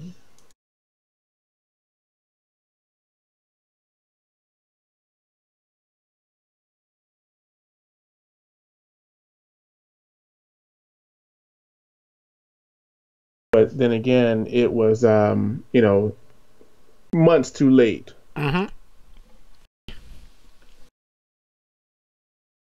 Months too late. I just feel like they didn't book them correctly. They rode the, to use the term, hype train a little too excessively without actually giving them a proper payoff for anything. And then they consistently made Enzo look so weak. Like Harvey Whippleman type of weak. Wow, Harvey Whippleman. You're right, though. He was pretty weak. Kind of like he was both Scotty 2 Hotty and Grandmaster Sexay at the same time. That's exactly what it is. He's the other guy. But Cass wasn't a good, strong guy either. That's the problem. Cass, the only thing he had was a Stinger Splash and big boots. And how you doing? And even that was terrible. The only thing that you liked about Big Cass, if we're going to be honest, the only thing that you really liked about what Big Cass brought to the table was the way that he went over the top rope during their entrance. That's the only thing you liked. Yeah, I mean, in the beginning, his boots were really good. Yeah, I don't think his boots were any good. In the beginning, I thought they were pretty good. They were pretty in the beginning. In NXT, I can definitely agree with that argument. Once he went into the main roster, it was the same old things. Like, hey, you're in the main roster. Like, this is the big dance. And he's still doing the same old two-step. And you're still doing the same old two-step. So, next, I'm showing here, Finn Balor defeated Elias. Yeah, Elias. Are we just calling him Elias now? Yeah. Oh no, that's not what happened this past week on Raw, though. It's not? No, Finn Balor's now feuding with the Eater of Pins. Oh yeah, I am looking at the completely wrong one. Why did CBS Sports do this to me? I wish I could tell you. What's the? I have no clue. This 13 hours ago. This is what happens when you try to prepare for something and people just disrespect you. I mean, you had some interesting comments about the Miz TV and the Intercontinental Championship. Yes, so that's how Raw began. Uh-huh. They're still trying to do the whole Jason Jordan thing. Basically, they're going to have Jason Jordan face off against The Miz at SummerSlam, which is stupid, but whatever. But the IC title, I don't care, and that's the problem. Like, I should care, but I don't. They don't give me a reason to care about the IC title, and it's been like that, as the doctor mentioned before the show, since Dolph Ziggler had it. It really is terrible. Because once Dolph Ziggler had it, then they gave it to Ambrose, And it was just like, ugh, Ambrose. Basically. Ugh. But I'm interested to see, what happens from there. I hate this whole Miz Taraj thing that they're doing. Bo Dallas, I feel like if he goes somewhere else, I feel like they're better people if they go somewhere else. Yes. Both people, Axel and Bo Dallas. I feel like with his new beard, I feel like he can really make some noise. Well, and they started that, but they never capitalized on it, and that's what the biggest aggressive. issue. Yeah, and that's the problem with WWE as a whole. And who mentioned this? I want to say it was Solomonster, but it might have been someone else. But they were just talking about how they don't build good baby faces. Like, if you really think about it, the people with the better storylines with them are all heels. True. Brock Lesnar, Samoa Joe, Maharaja. Braun Strowman, The Maharaja. Jinder Mahal. They all have really good, deep stories with them. All of the baby faces are all cookie cutter. The only one that they really put a lot of time and effort into is Roman Reigns. Come on. That's really weak. Because that's the only thing we get. Yeah. But I just wanted to bring that out. I mean, I don't know what it's going to take to bring the IC title back to greatness, but it's going to have to take a spark. And that's where the mid-carders, who there are a lot of them. But we don't have to see The Miz. We don't have to see Dean Ambrose. Nope. I mean, maybe this is where Seth Rollins comes in, or anybody. Good segue. Let's talk about that. The build for a Shield reunion is still ongoing. I see. What do you think about how they're progressing this? Because it's gonna eventually, it looks like it's gonna lead to a tag title match between Sheamus and Cesaro, the guys who are the Bar, versus the functional couple, which is Seth Rollins and Dean Ambrose. I mean, I think we talked about this, especially with Roman. He was hot at one point, and they waited so long that it kind of blew it. But I mean, this has been going on for a couple of weeks. If they throw these two together, they give them the tag team titles. I don't know how they bring Roman in. This is where I think, hey, maybe they turn on Roman. Yep. And maybe Samoa Joe joins the Shield, or maybe, I doubt Braun Strowman joins, but maybe somebody else joins the Shield. Yes. And this throws a little wrinkle in the plan, like, hey, we're going to troll you guys and bring somebody else in the Shield. And then Joe walks out the heavyweight champion in SummerSlam. Unless they don't do the Shield and they go club, and Joe still walks out with the title. Well, they have to do the club because they're going to bring the Wyatt family back together. And it's going to be the club versus the Wyatt family, which I think is going to be great television within itself, because they're already flirting with the, as you call them, the Baldy brothers, becoming faces, which I love. Like, give them something to do. Yeah, it's pretty terrible that they've been wasted like this. But what happened with Wyatt versus Matt Hardy? Are we gonna wait 2 years for that to happen? Basically, that's exactly what's gonna happen. It's gonna be too late. By the time it finally happens, it's gonna be too late. Like, then it's gonna be a shell of itself of what it could have been. And you hear me say that all the time. Like, if you're gonna do a progressive storyline, like, start it up, build it the right way, give it a set amount of time, and then give us our payoff. Boom, here's the match. Everyone's happy. Or, boom, here's the reunion. That's what's going to happen. Boom, here's the heel turn. If you keep it too long or just make it too short, people are going to be confused. They're going to be unsatisfied. They're going to be unhappy. Because you either get Jinder Mahal or you get Roman Reigns. Exactly. And, I mean, speaking of boom, here it is. Of course, next match was Jason Jordan versus Jean Pierre Goulet, which is because I said Goulet. Yes. I can't say Goulet. No. I actually like it. Good job. I mean, come on, Goulet. I don't know if they're.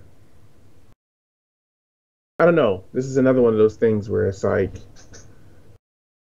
they're building him up, but they're kind of throwing just jobbers at him, I guess. Mm-hmm. They're Rybacking him. But Ryback couldn't wrestle. That was the thing. Jordan can actually wrestle. But he has the personality of a sponge. I mean, all he has to do is go out there and be Kurt Angle. He can't even do that right. I know it sounds like, folks, that I'm really, being hard on the guy, but I'm really being hard on the guy. You got to. You got to be bold to wear the gold, boys. That's what Bret Hart taught me. I'm just happy that he does more suplexes than Brock Lesnar. I guess I can just be satisfied with that. I think what's going to really help him out is if he actually has like a good 10-minute long, technical match, instead of him just doing all the stuff that he does whenever he get a hot tag when he was still with American Alpha. Like, true. That'll begin the transition for me.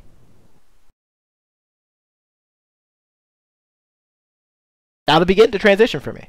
Like, everything I've seen is everything is hot tag.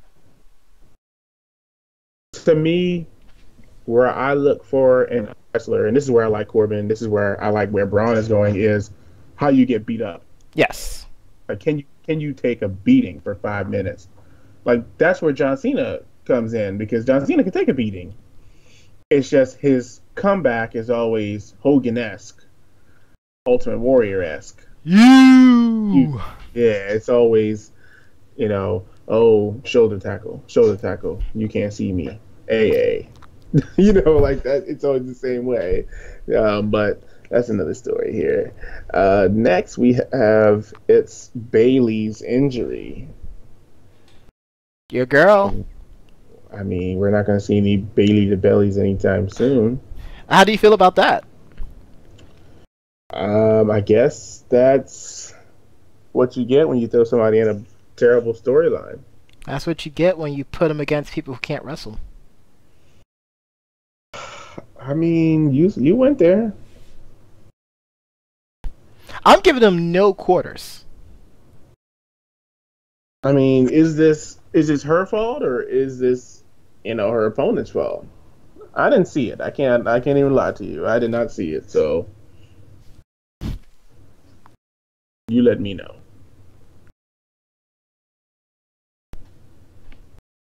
I'm gonna say a little column A, column B, and we had something similar that happened in SmackDown last week that drew some heat. So we'll definitely talk about that as we go along. Absolutely. But for the time being, let's keep on going. No, saying, I mean, yeah, we can definitely keep going. Yeah, because we're gonna have to talk about it again. That's why I just keep going with it. So we can kind of skip this here because we talked about Enzo already. Yeah, we're not gonna talk about him anymore. So you got Finn Balor versus, I guess that's where you're going with the Bray Wyatt. Yep. So they did a segment where Finn came out, he talked. Demon versus. Yeah, it could be good. And it is gonna be good. Like, Bray doesn't have bad matches. He just doesn't win. Right. He definitely doesn't. Unless we're talking about JoJo, then that's something different. Well, he's definitely the biggest winner there. Yes. I look forward to seeing where that... But the real question is, what's the percentage, give me a number crunch, doctor, of the Demon returning for this match?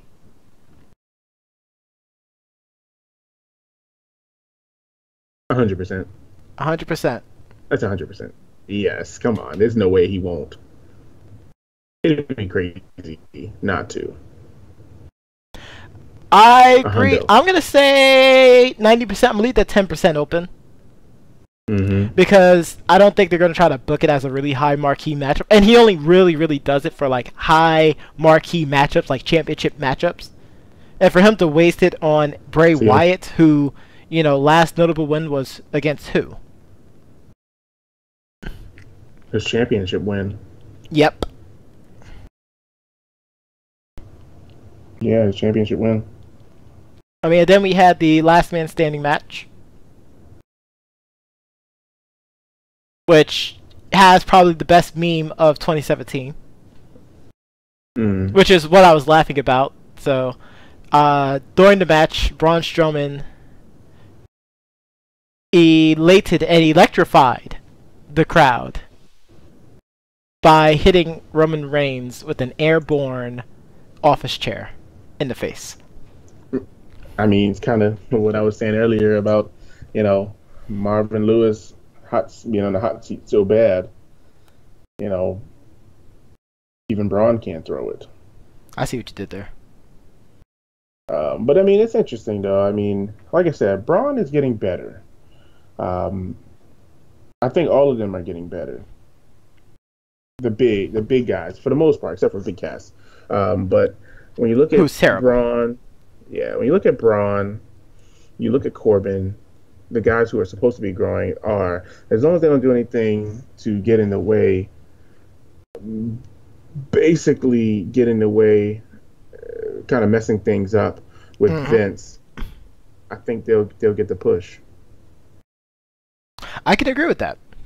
I think they'll continue to get the push because Vince loves big sweaty men. He does.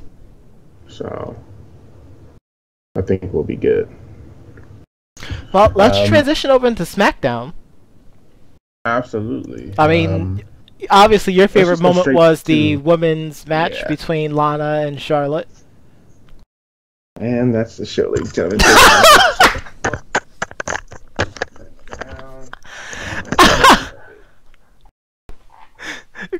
Chris just said that the show's not over.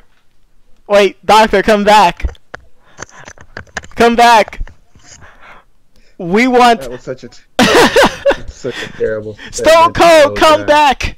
Come back here and give Chris a stunner. Show is over, ladies and gentlemen. But no, seriously, obviously the last 2 weeks we've had some serious transitions. We had Shinsuke transition to number one contender, and now Baron Corbin and John Cena. Clearly, we're happy that John Cena's still alive. I feel like they kind of went a little overboard with that whole reaction thing, but I understood why. Well, I was going to ask you, that's why I said I was going to save it for the show. Do you feel like it was Shinsuke's throw or John Cena's landing? Like, because I felt like he should have rolled his head to the left or right, kind of similar to the Styles Clash, how you have to put your head back. Like, and this is where I wanted to talk about both of them. So, in order for a botch to not be a botch, it involves coordination by both parties. Case in point, one of the biggest stories of someone purposely trying to cause a botch from happening and end up getting horribly hurt was Crash Holly. When he decided to potato a powerbomb by Brock Lesnar, so Brock dropped him on his head and, hurt his neck. So I want to just keep it to where it's both of them. We don't know exactly where, they could have improved on. And of course, afterwards they talked about it, but like, we don't know where. Like, maybe Shinsuke could have added a little bit more air with the throw to allow John to roll. Maybe John should have rolled with it, and he obviously didn't. Maybe John, really wanted to sell Shinsuke being the King of Strong Style, which is what we've been waiting for since he went to frickin' SmackDown. I agree. But I digress. And it was a pretty strong move. It was risky. It was very risky. It was risky. Oh yeah. Big time risk. But I felt that there was some hesitation in some of the bigger guys, like Corbin. I think Corbin blocked it a few times. He wasn't taking it. Yes. He was not taking it. Well, and you have to have the ability to take the move correctly, though. He Like was if you not can't taking it. take the move correctly, it's going to turn bad. Yeah, he's like, I could feel it. He was not taking it. But now anybody who does go in the ring with Shinsuke, in the back of their mind, are they going to be thinking the same thing now? Like, are they No, going to, you know what I mean? Like, that's where it gets no, kind of rough. no. It's not going to be like that. Mm. Oh no, Like that's where it this gets was this kind of was a rough. freak accident that happened. I don't think it's going to be like a, you know, Shinsuke is basically becoming, Owen Hart and trying to break people's necks, Oh storyline my wise. god. Oh my god. Not Owen Hart's neck breaking. But then, of course, then we got the report that Vince is quote unquote angry. I don't read into that one either. Yeah, it's kind of a rough one. But other than that, Like I like you mean, other brought than in that, Shinsuke Nakamura. Y'all brought in right, Shinsuke. He didn't need to come to WWE. He was still right, he was actually the top wrestler of the year last year, despite what PWI put. absolutely. It was Shinsuke Now, Nakamura. now let me ask you here, transitioning over now, being that they're in their own fuse now, Hmm. do you think that John Cena and Baron Corbin, you know, end in any way, because I really think that Corbin's going to come down that ring and Hmm. cash in his money in the bank. Um, John Cena puts over two people back to back. That would be awesome. I mean, does he take an end of days? That I think what they'll end up doing is they'll have John Cena win, so Baron Corbin can cash cash it in in. later on. Because it's like you really don't see the Money in the Bank winner winning it, who actually cashed it in the same night as a major four pay per view. Win Mm, his match and then also win after he cashed in the Money in the Bank. Never happened, mm, to my knowledge. But gotcha, people might actually correct us later on. But I highly doubt that's what happened. That's gonna happen. gotcha. Yeah, it looks like they're building up, Kevin Owens and Shane McMahon's feud. Looks like that's going, which I can tell you, Shane is starting to look more and more like Vince every day. I tell you. But shout out to Shane McMahon, of course, so surviving basically that crash that he had a couple of weeks ago. Like that's so shocking that he would be able to come back so fast from it. Yeah. Um, but I mean, nothing. The only other thing that's really interesting here, Carmella defeating Naomi via pinfall, I thought was interesting. I feel like that was stupid because if you think about it, since she is the Miss Money in the Bank, she could have, and I think it was Don Mhm, Tony who mentioned mhm, this today in one of his videos, little excerpt from TV Tracks. She could have literally cashed in the briefcase cash. and then won it. Mhm. It was like, hey guys, Crazy. let's give you this match on free TV. Oh yeah, but she's not gonna cash it in. Yeah, that's stupid, guys. Come on. Mm. So then, the last match, Jinder Mahal beat Randy Orton clean Which and free, it I looks like. actually thought they was gonna have Randy Orton win it because it was a non-title match. Nope, he lost it clean. So I wonder what they're gonna do with him and the Bulgarian Brute down. I mean, is Randy to a po- are they about to make a major shift and start just pushing people with these older people like they used to? Yeah. Is it almost time? I mean, he did it for the Maharaja. I don't know. I think they're finally listening to a lot of the personalities in the internet wrestling community to try to build Jinder Mahal, like have him win some matches clean, have him try to generate some heat, like don't make him look so freaking weak all the time. I would be okay with him. I don't think he should pin Shinsuke. I think it'll probably be a faulty finish of some sort. But Um, why? Why do we need more faulty because finishes though, man? because you can't build him like this, and then he lose to Shinsuke, and he never, because if he loses to Shinsuke, I mean, the Maharaja is over. It's done. King of Strong Style forever. If he loses, hey, they got a little feud here. We got something. Obviously, it's about time. We don't have big guys running the show like in Raw. Like, you think about it, it's a complete conundrum, complete opposite. Yes. On Raw, big guys. On SmackDown, medium, smaller guys.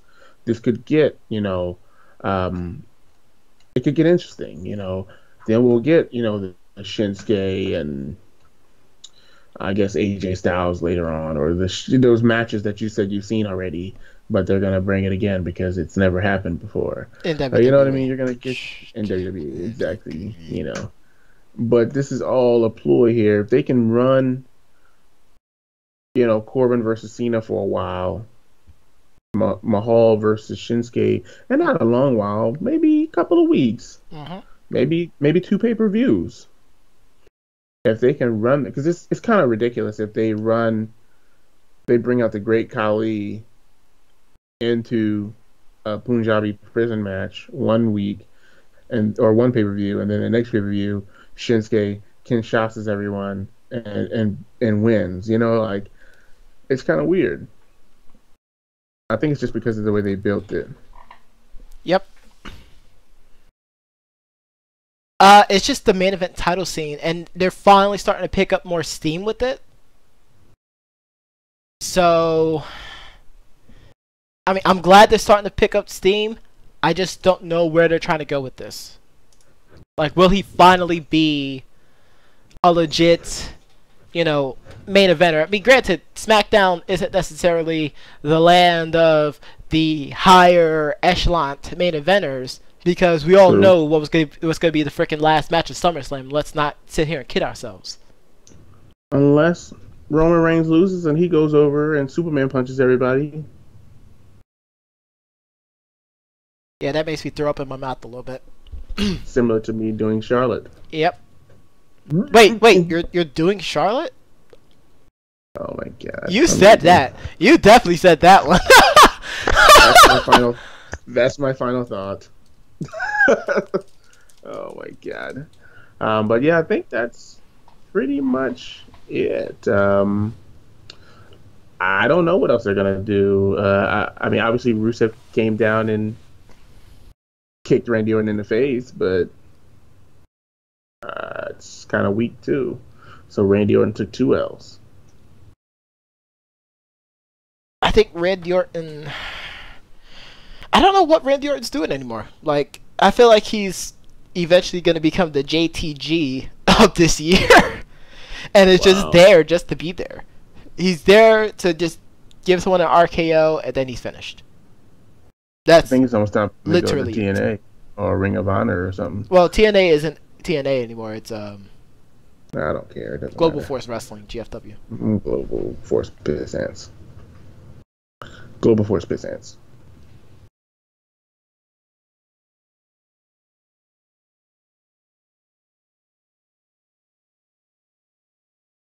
I mean, other than that, I can't really think of anything else with wrestling right now. Nah, I think that was the last match. I mean, we're almost at our countdown for SummerSlam. Yeah, and we'll start talking about the card as we're, shifting towards it. Nothing really definitive right now, so we can do our predictions and things like that. So, stay tuned for that one, folks. But we're about to hear the buzzer in 3 seconds. Hilarious. Good job, Chris. So, it's now time for our final thoughts. Doctor, the floor is yours. So, Hard Knock starts this weekend. I'm very, very excited. Speak softly, carry a big stick. I really can't wait. I love Hard Knocks. I love that it gives you the inside scoop on not only training camp, but also, behind the scenes of being a general manager, being a coach, really being a lot of different things. So this really gives you a lot of opportunities to see it, and Hard Knocks gives it to you real. Yep. Um, my other final thought, speaking of real, I got a chance to just watch about 5 minutes of this Big Three basketball league, and I don't know. I'm so curious to see how this is going to go, like how it's going to grow, how it's going to progress. Because really, and I hate to say this, because there were some great basketball players in there. Obviously you got Mike Bibby. You got Al Harrington.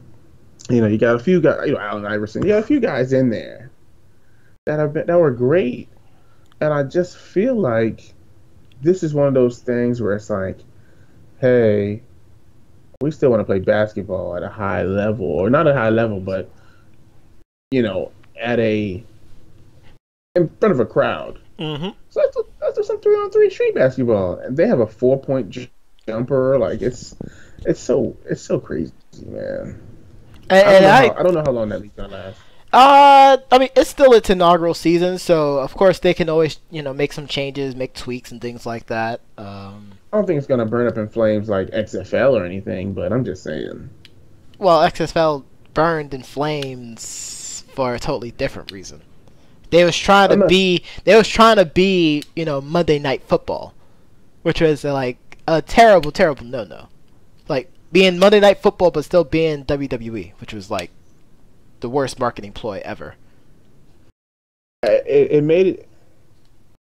I think had they not gone so far left, it would have been fine. They should have left football as football, but they tried to make it a spectacle all the time. Yes. And got to have that healthy balance. Like the rules were crazy, but this Big Three, it's like, hey, you're not going to get technicals, and it's like they're going to be cursing out there. They're basically playing street ball. Yeah, they are playing street ball. Where you could just go to the Rucker or something in New York and just watch for free.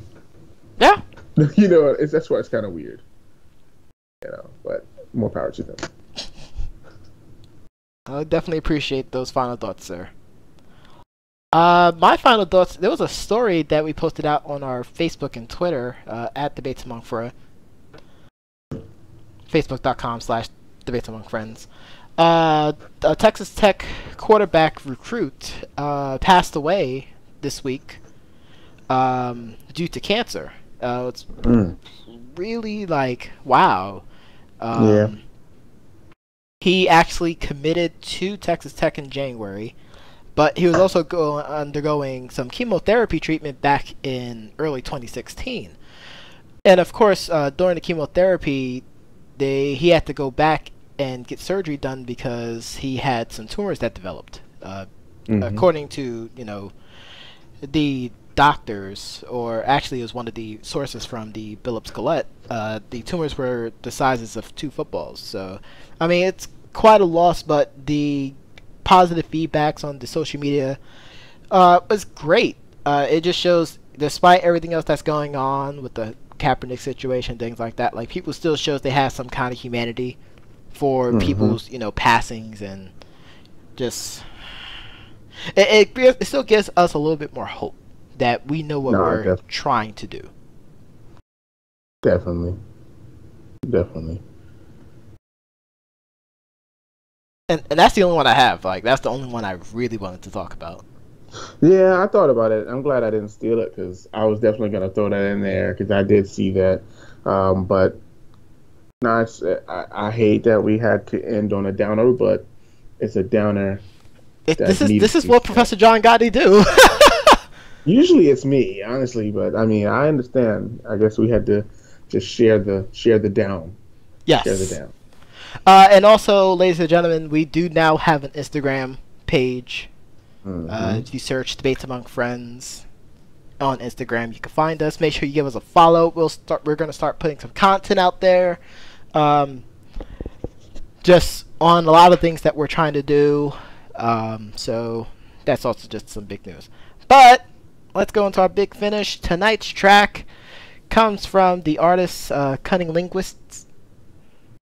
which is a good play on words. I'm not going to say what it is because, of course, people are going to get mad at me and give me looks. The name of the track is In the City. It's a really good track, actually. It's from their Strange Journey Volume 3 album, actually done back in 2014. It features Zoom B of Zion 1. So, be sure to support the artist. We put the descriptions out in the video of the YouTube page. So, be sure to listen to their tracks. If you like the tracks, make sure you purchase the tracks. And always a big shout out to Croup Dog for being our intro track. But I want to thank everyone so much for tuning in for tonight's episode. Be sure to follow us on Twitter at Debates Among Fre, Professor John Gotti at Ken86, and Doc Ocean at TL Double. And we'll be sure to catch you again next time, ladies and gentlemen. Peace. Deuces.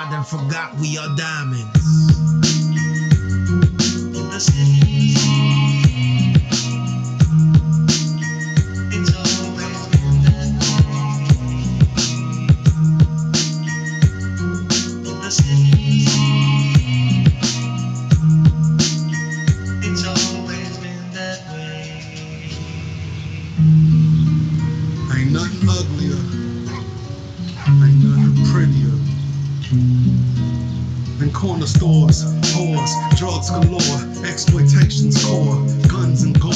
I abhor each metropolis between these shores, and that I see it. Faith in humanity restored, an act so selfless that I break out in applause. Giving so elvish that it must be Santa Claus in the city. Dogs foaming at the jaws, that's kept the voice of justice in its claws. Get the gauze because it can silence the loudest man. With a concrete dirt canal of sand, you can black top, but the backdrop remains with the same plots repeating like fame refrains. The stains stare at your intensity of